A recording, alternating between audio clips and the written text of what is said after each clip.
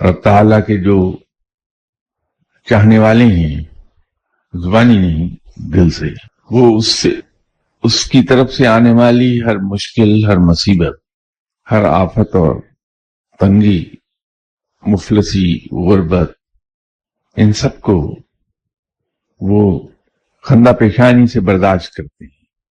اتنی خوبصورتی سے کہ ان کے قریبی ترین لوگوں کو یہ پتہ نہیں چلتا کہ یہ کس حال میں ہے۔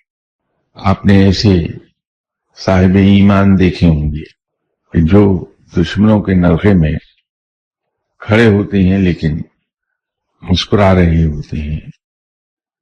یہ پوری طرح معلوم ہوتا ہے کہ اگلے ہی لمحے میں قتل کر دیا جاؤں گا ان دشمنوں کے ہاتھوں۔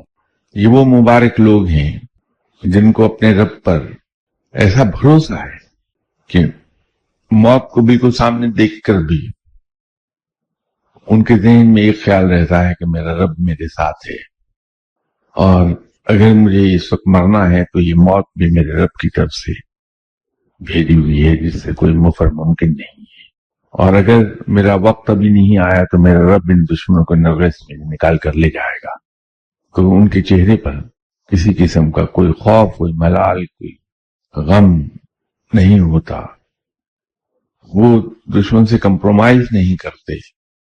ہم کبھی اگر تنہائی میں بیٹھے ہوں تو بہت گہرائی سے جائزہ لیں ایک واقعے کا، وہ ہے واقعہ کربلا۔ بارہا میرا ذہن ادھر گیا ہے، میں عقیدے کے لحاظ سے سن العقیدہ ہوں، لیکن یہ ہستیاں تو تمام مسلمانوں کی ہیں، اور ان کا احترام اور ان کی عزت، ان سے پیار کرنا سب مسلمانوں پر واجب ہے۔